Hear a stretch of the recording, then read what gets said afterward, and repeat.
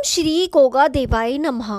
अब तक श्री गोगा महापुराण के 34 अध्याय हम आपको सुना चुके हैं। आज 35वां अध्याय। नरसिंह पांडे को प्रसन्न कर गोगावीर ने अपने दोनों मायावी वीरों को याद किया।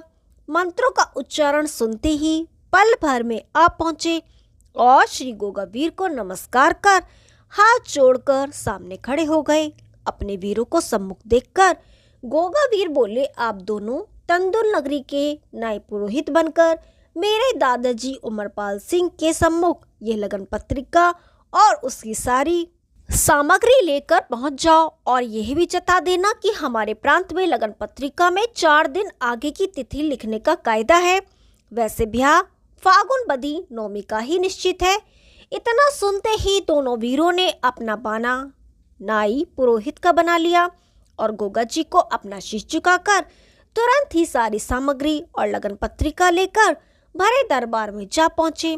राजा उमरपाल सिंह को नमस्कार कर सारी सामग्री और लगन पत्रिका उनके आगे रख दी तथा गोगा जी के कहे अनुसार सारी बात बयान कर दी। महाराज उमरपाल सिंह से वापस चलने की आज्ञा मांगी और बोले, हमारे राजा ने शीघ्र ही हमें वापस लौटने का हुक्म दिया है। इतना सुनकर राजा उमरपाल सिंह ने उन्हें खूब दान दक्षिणा दे निहाल कर दिया और सम्मान के साथ दोनों को विदा किया। इधर गोगावीर ने अपनी माता महारानी बाछल को बताया कि विवाह तंदुल नगरी में फागुन बदी नौमी को ही निश्चित रहा है। वहां के नायब पुरोहित बाबा जी को लगन पत्रिका दरबार में पहुंचाकर वापस चले गए हैं। अब आप भी ब्याह की तैयारी करें। अब दिन ही कितने रह गए हैं। 4 दिन पहले तो बारात रवाना होगी ही, तभी ठीक समय पर इतनी दूर पहुंचा जा सकेगा। अभी तुम्हें भात न्योतने भी जाना है। अपने इकलौते बेटे की बात सुनकर रानी बाछल फूली न समाई और अपने पति राजा जेवर सिंह से सलाह कर अपने सखियों को बुलाकर अपना ठाट-बाट बनाकर रथ में सवार होकर अपने माता पिता की यहाँ सिरसा पाटन नगरी जा पहुंची और रथ महल के बाहर रुकवाकर अपनी माता से जाकर गले मिली और भात की भेली आगे रखकर बोली, माता जी, तुम्हारे गोगा का इसी फागुन बदी नौमी का ब्याह है। अपने भैया से बोली, भाई लगन चढ़ चुकी है, ब्याह के केवल 10 दिन शेष हैं। इतनी बात सुन महारानी बाछल का गोद लिया। भाई बोला, तो इसके मायने यह हुए कि आप भात नोतने नहीं आई हैं, हमें बेइज्जत करने आई हैं। इतने कम समय में भात की तैयारी करना हमारे लिए नामुमकिन है। दया कर आप लौट जाएं, हम आपके यहाँ इतनी जल्दी नहीं पहुँच सकते। महारानी बाछल अपने भाई की बात सुनकर बड़ी व्याकुल हुई। जब वह निराश हो वापस लौटने लगी तो उनकी माता रानी सारंगदे अपने पड़ोसी बनिए को समझा बुझाकर अपने महल में बुला लाई। तब धनपत सेठ बोले, बहन बाछल उदास क्यों होती हो, मैं भी तो तुम्हारा भाई ही हूँ। मेरे घर चल, भात की भेली दे दो, मैं तुम्हारे संग भात भरने चलूंगा। तुझे तो अपने बेटे के ब्याह में भात भरने से मतलब।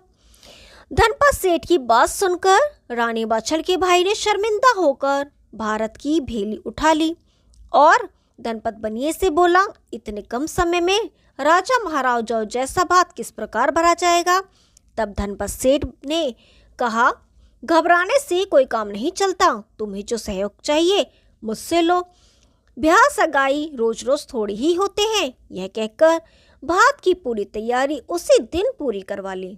अपने भाई और कुटुंब परिवार तथा मिलने जुलने वालों को बुला अपनी रानी और दासियों को संग लेकर थोड़ी सी बहादुर सेना के साथ अगले दिन सुबह ही महारानी बाछल के संग मंजिल दर मंजिल तय करते हुए ददरेवा नगर जा पहुंची और गाजे बाजे के संग भात का आयोजन किया। उधर अर्जन सर्जन बुआ छबील दे को उसकी ससुराल से लेकर आ पहुंचे। तब नगरी की कुल बंधुओं ने महल में आकर ढोलक मंजीरे बजा बजाकर इंद्रलोक की परियों को भी मात दे दी। इधर राजा उमरपाल सिंह ने अपने रिश्तेदारों को बुला मंडा गढ़वा कर पुरोहित जी से पूजन करवाया। उधर नगरी के नर नारी बूढ़े बालक प्रसन्न होकर अपने घरों को सजा रहे थे जैसे उन्हीं के घर में ब्याह हो रहा हो। राजा उमरपाल सिंह के घर नौबत बज रही थी। गरीबों फकीरों को मनचाहा धन देकर खजाना लुटाया जा रहा था।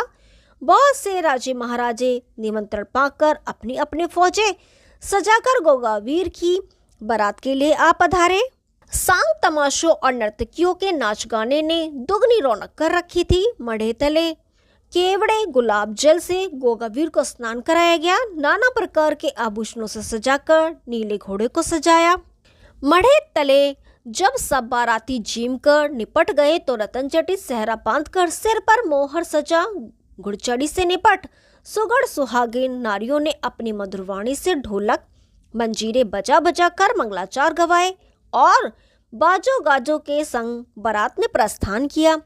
गोगा जी के ब्याह की खुशी में सब ऐसे मतवाले हो गए कि गुरु गोरखनाथ जी को ब्याह का नौता ही भिजवाना भूल गए। किसी ने ठीक ही कहा है, दुख में सुमरन सब करे, सुख में करे न कोई। जो सुख में सुमरन करे तो दुख काहे को होए। बारात समुद्र तट पर जा पहुंची और पशुओं के चारे दाने की व्यवस्था कर विशाल समुद्र पार करने का विचार किया। जब किसी की समझ में कोई उपाय नहीं बैठा तो गोगावीर ने आगे बढ़कर कहा, दादाजी अधीर होने की कोई आवश्यकता नहीं। गुरु गोरखनाथ जी की सिखाई विद्या द्वारा इस समुद्र को क्षण मात्र में ही सुखा दूंगा। गोगावीर के मुख से गुरु गोरखनाथ का नाम सुनते ही सब सज्जन दुखी हुए, क्योंकि उन्हें उनके शिष्य का नौता देना सब भूल गए। सभी परिवार इतनी बड़ी भूल करने के कारण दुखी हुए। अब क्या हो, उनका कोई न ठिकाना न पता और तलाश करने का समय भी नहीं जाता रहा। फिर भी सबने सलाह कर नरसिंह पांडे को कजली वन नीले घोड़े पर चढ़ाकर रवाना कर दिया और समझा दिया, पांडे जी आप ही हम सब में काम के आदमी हो। आपके सिवा गुरु गोरखनाथ जी को मना कर लाना दूसरा कोई नहीं जानता। जब तक आप नहीं लौटेंगे तब तक हम सब आपका यहीं बैठे इंतजार करेंगे। अब गुरु महाराज को लाने में आपकी चतुराई का काम है। नीला घोड़ा कजली वन के रास्ते से परिचित था। वह कई बार गुरु गोरखनाथ की धुनी पर जा चुका था। वह अति शीघ्र आसमान में उड़ गया और कबूतर की तरह नीचे उतरता हुआ कजली वन में गुरु गोरखनाथ के आश्रम पर जा पहुंचा। नरसिंह पांडे को नीले घोड़े पर सवार देखकर सभी संत शंकाओं के वशीभूत हो गए और उनके आने का कारण जानने को आतुर हो गए। नरसिंह पांडे ने तुरंत ही घोड़े से उतरकर धूनी पर पहुंच गुरु चरणों में अपना शीश नवा दिया। तब गुरु गोरखनाथ जी ने अपने शिष्य के सिर पर हाथ रखकर आशीष दिया और पूछा, कहो गोगा के ब्याह की तैयारी तो खूब धूमधाम से हो रही होगी और तुम्हारे संगी साथी सब सुख से हैं। गुरु गोरखनाथ जी के वचनों को सुनकर नरसिंह पांडे बोले, त्रिकालदर्शी गुरु से क्या छुपा रख सकता है, आपके दासों को तो सुखी रहना ही है। इतना सुन गुरु गोरखनाथ बोले, पंडित जब बारात समुद्र तट पर पहुंच गई तो तुझ ब्राह्मण को मेरे गुस्से में भस्म होने को क्यों भेजा है? मैं और मेरा चेला कोई तुम्हारे साथ नहीं जाएगा। गुरु गोरखनाथ को अपनी दिव्य दृष्टि से सब कुछ धूनी पर बैठे बैठे ही दिख रहा था। अपने गुरु के वचन सुनकर नरसिंह पांडे का मुंह सफेद पड़ गया। उसे उत्तर ना सूझा। उसने अब देखा न तब झटपट गुरु चरणों में गिर गया और अपराधों के लिए क्षमा मांगी तथा जमात सहित चलने की प्रार्थना की। परंतु गुरु गोरखनाथ टस से मस नहीं हुए और बोले, मैं 12 वर्ष घूम फिर कर अपने गुरु मचेंद्रनाथ की खोज कर यहाँ आया हूँ, मुझे भगवत भजन करने दो। अपने गुरु का गुस्सा देखकर नरसिंह पांडे को जब उपाय नहीं सूझा तो उसने झटपट अपनी तलवार सूत कर अपने गले पर लगाई और बोले, गुरुजी अब अगर आपने चलने से इनकार किया तो नरसिंह पांडे की गर्दन आपके चरणों पर लौटती नजर आएगी। मैं भी गुरु गोरखनाथ का चेला हूँ। इतना कहकर वह सुबक सुबक कर रो पड़ा। नरसिंह पांडे का प्रेम और गुरु भक्ति देखकर गुरु गोरखनाथ पिघल गए। निश्चल भक्ति की विजय हुई। गुरु गोरखनाथ बोले, जरा सी बात पर आत्महत्या? मैं तो तुम्हारी गुरु भक्ति की परीक्षा ले रहा था। इतना कहकर नरसिंह पांडे को अपने गले से लगा लिया और 1400 चेलों को हुक्म दिया कि झटपट तैयार हो जाओ, अभी गोगा की बारात में शामिल होना है। जब सब तैयार हो गए तब ओगरनाथ ने सबको आंखें बंद करने का आदेश दिया। जब सबने आंखें मूंद ली तो पल भर भी देर न लगी। आंखें खोलते ही सब ने अपने गुरु भाई गोगा की बारात में अपने को शामिल देखा। गुरु गोरखनाथ जी को जमात सहित नरसिंह पांडे के साथ आया हुआ देखकर महाराजा उमरपाल सिंह, राजा जेवर सिंह तथा अर्जुन सर्जन सहित सभी साथियों ने गोगावीर के संग गुरु चरणों में अपना मस्तक नवाया। आदेश शब्द का उच्चारण कर सब ने गोरखनाथ के चरण छुए। गुरु गोरखनाथ से मनोभावना छिपी तो थी ही नहीं। उन्होंने भी वर्ष समा खोना उचित नहीं समझा और मंत्र बल द्वारा योग विद्या फैलाकर ऐसी माया रची कि हर व्यक्ति को अपने साथ गुरु गोरखनाथ ही खड़े दिखाई दिए। तब राजा उमरपाल सिंह ने आगे बढ़कर उनकी कुशल क्षेम पूछी। उनका मस्तक लज्जा से झुक गया। तब गुरु गोरख बोले, महाराज, आज हमें तंदुल नगरी पहुंचना परम आवश्यक है, अन्यथा आमेर नरेश के पहुंच जाने पर गोगा का ब्याह करने में कठिनाई पड़ेगी। गुरु गोरखनाथ की वाणी सुनकर राजा उमरपाल सिंह बोले, गुरुदेव, आप हमारी भूल क्षमा कर दे। जिस प्रकार उचित समझे अपने शिष्य की बारात का संचालन करें। राजा उमरपाल सिंह की आधीनी देखकर गुरु गोरखनाथ ने अपने उड़न खटोले पर घोड़े, हाथी, जो जानवर थे, सबको मंत्रों द्वारा मक्खी बनाकर बिठा दिया और अपनी बबूती उड़ाकर तमाम मानव और सामान इतने हल्के और छोटे कर दिए जैसे भुनी हुई मक्का के दाने। उनमें से काफी गोगावीर जी के नीले घोड़े पर लद गए। बाकी अन्य बाराती और बचा कुचा सारा सामान ओगरनाथ के विमान में भर दिया, जहां खाने पीने की बारातियों के लिए सामग्री भरी हुई थी। गुरु गोरखनाथ के आदेश शब्द का उच्चारण करते ही उड़न खटोला और ओगरनाथ का विमान तथा गोगावीर का नीला घोड़ा आसमान में ऊंचा उड़कर कल्प समय में ही तंदुल नगरी जा पहुंचे। वहां पहुंचकर तब अपना सब सामान राजा सिंदा सिंह के जनमासे में जा रखवाया और फौज, पलटन, हाथी, घोड़े, जो मक्खी मच्छर बने हुए थे, सबको बाग के पेड़ पौधों पर चिपटा दिया। अपनी योग माया के चमत्कार से पृथ्वी से 4 हाथ ऊपर अधर में अपना धूना चेता दिया।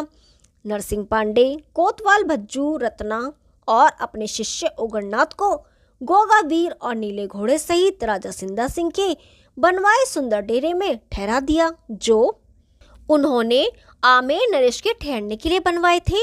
अगले दिन तंदुल नगरी के राज कर्मचारी जनमासे का प्रबंध करने के लिए आ पहुंचे, क्योंकि आमेर वालों की बारात आने का समय आ पहुंचा था। जब उन्होंने जनमासे के निकट साधु संतों को आसन जमाए देखा तो हाथ जोड़कर बोले, बाबा लोगों, आप सब इस स्थान से तुरंत उठ जाओ, यहाँ हमारी राजकुमारी की बारात आकर ठहरेगी। इतना सुन संत ओगरनाथ बोले, बंधुओं, हम कोई ऐरा गैरा नहीं है, हम लोग बागड़ प्रांत की बारात के बाराती हैं। अगर आपको यकीन ना हो तो गोगावीर से जाकर पूछ लो, जो राजा सिंदा सिंह का जमाई है और राजकुमारी शियल के संग आधा ब्याह भी हो चुका है।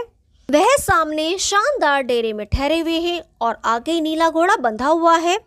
बंधुओं, संत ओगरनाथ की बात सुनकर और नीला घोड़ा बंधा देखकर राजा सिंदा सिंह के पास एक सेवक द्वारा खबर भिजवाई। बागड़ देश का राजकुमार और उसके 3-4 मित्र, कुछ साधु सन्यासी जनमासे और जनमासे के बाहर आसन जमाए हुए हैं।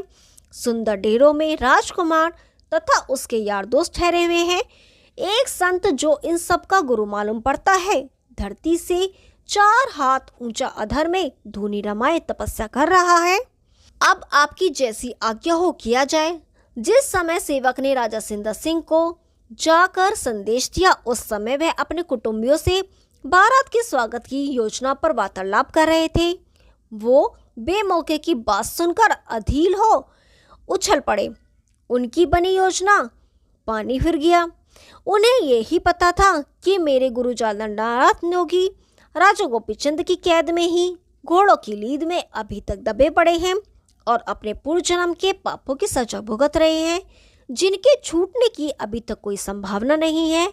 उनके शिष्य कनिफरनाथ वहां मौजूद थे, परंतु जालंधरनाथ योगी ने उनसे मना कर दिया था कि मैं श्रीयल के ब्याह में शामिल नहीं होऊंगा, तो मेरी कैद से छूट जाने का भेद छिपाए रखना।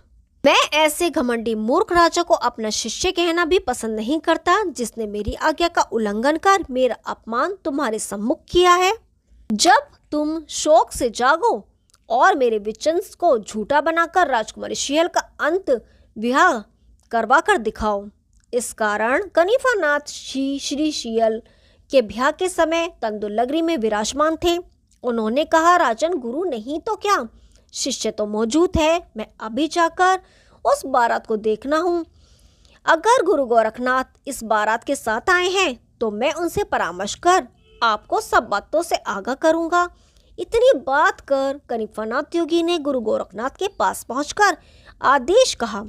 कनिफानाथ को अपने सामने खड़ा देखकर गुरु गोरखनाथ ने भी आदेश शब्द उच्चारण किया और सम्मानपूर्वक अपने निकट बिठा लिया। कनिफानाथ अपने घमंडी स्वभाव के कारण बोले, आप मेरे गुरु के स्थान पर क्या सोचकर विराजमान हो गए?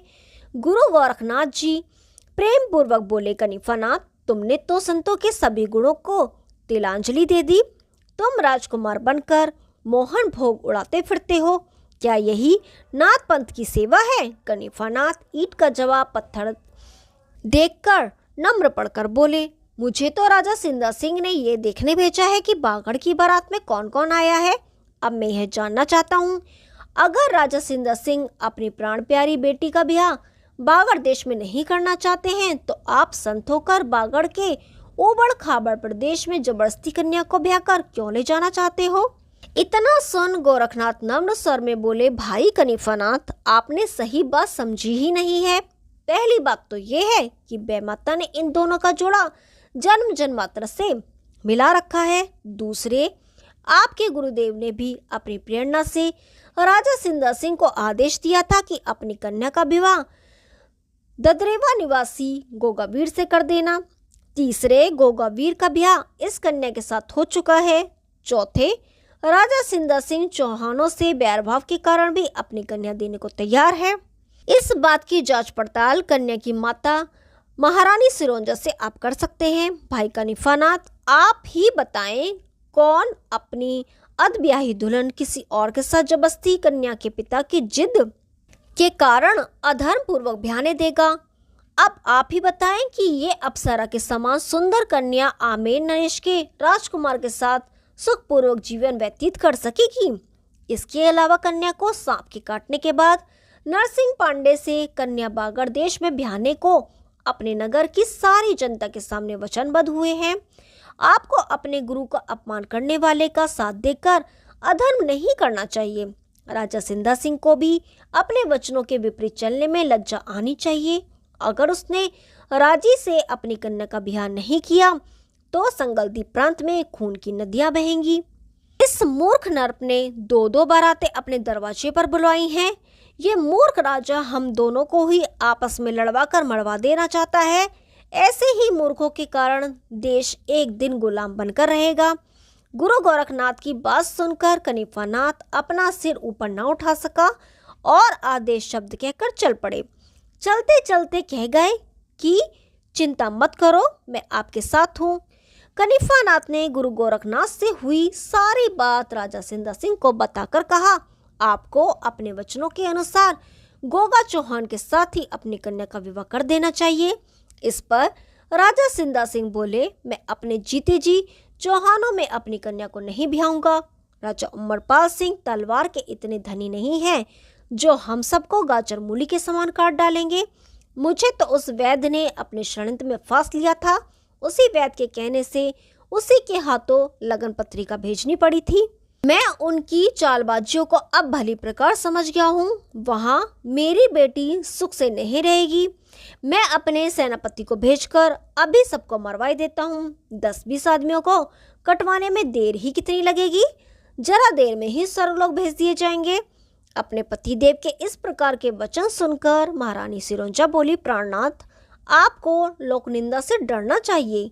आपने अपनी सारी जनता के सामने बागड़ के राजकुमार के संग विवाह करने की बात वैद्य जी से पक्की की थी। अगर आप उस समय लगन पत्रिका ना भिजवाते तो ये इतनी दूर से बारात लेकर यहाँ क्यों आते? आप तो वैद्य जी के सभी उपकार भूल गए। आपने अपनी बेटी को एक तमाशा समझ रखा है। वह किस लिए रो रो कर अंधी हो रही है, जरा उससे पूछकर तो देखो। राजा सिंदा सिंह अपनी रानी का भाषण सुनकर तिलमिला उठे और अपनी आंखों को सुर्ख कर बोले, महारानी, तुम्हें लज्जा नहीं आती? तुम अपनी बेटी को बाजरे रुट खहुओं के यहाँ ब्याहना चाहती हो?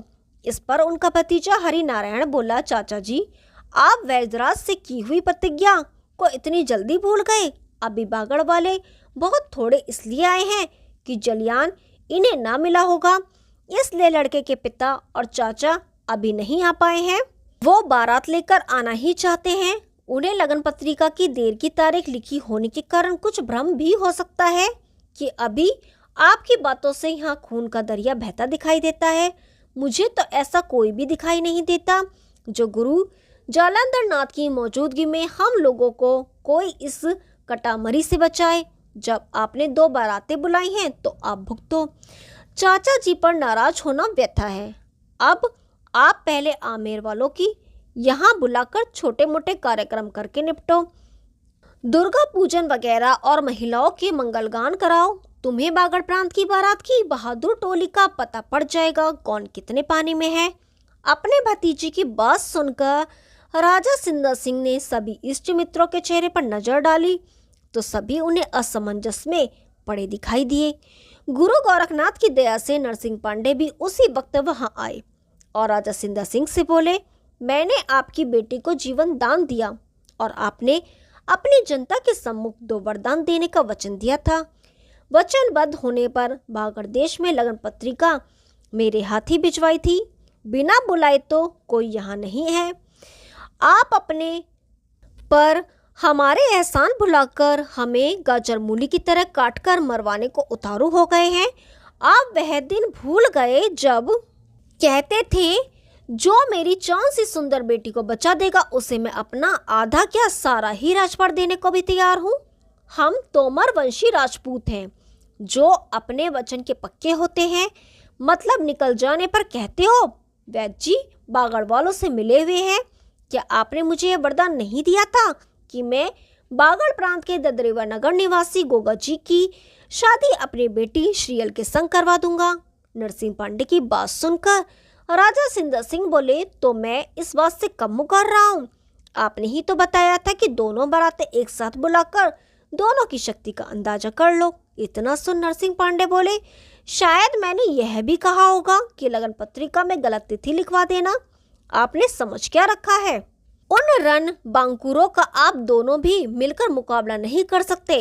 गोगा जी जब चाहें आपकी बेटी को सबसे कटाकर स्वर्ग पहुंचा सकते हैं। नरसिंह पांडे की बात सुनकर उनका भतीजा बोला, चाचा जी मेरी राय में श्रीयल बहन की शादी गोगा राजकुमार से कर दें और मेरी बहन चंद्रावली का ब्याह राजकुमार तारा सिंह से करके इस झगड़े से छुट्टी पाए। हरि नारायण की बात सुन राजा सिंदर सिंह एकदम लाल पीले होकर बोले, ये चौहान लोग कब से बलवान बन गए जो उनसे डरकर मुझे उल्टी पट्टी पढ़ा रहा है। जा उठ जा मेरे सामने से, कायर कहीं का। इतनी बात सुन हरि नारायण वहां से अपमान सहकर उठकर चल दिया और यह कह कर गया कि बड़ों के बीच में छोटों को नहीं बोलना चाहिए था, इसलिए चाचा जी आप मुझे क्षमा कर दें। और अपने मन ही मन कहता गया कि होने अपना रंग दिखाकर रहेगी, होने वश सब लाचार हैं। श्री गोगा महापुराण 35वां अध्याय समाप्त। कल 36वां अध्याय शुरू करेंगे। तब तक के लिए नमस्कार।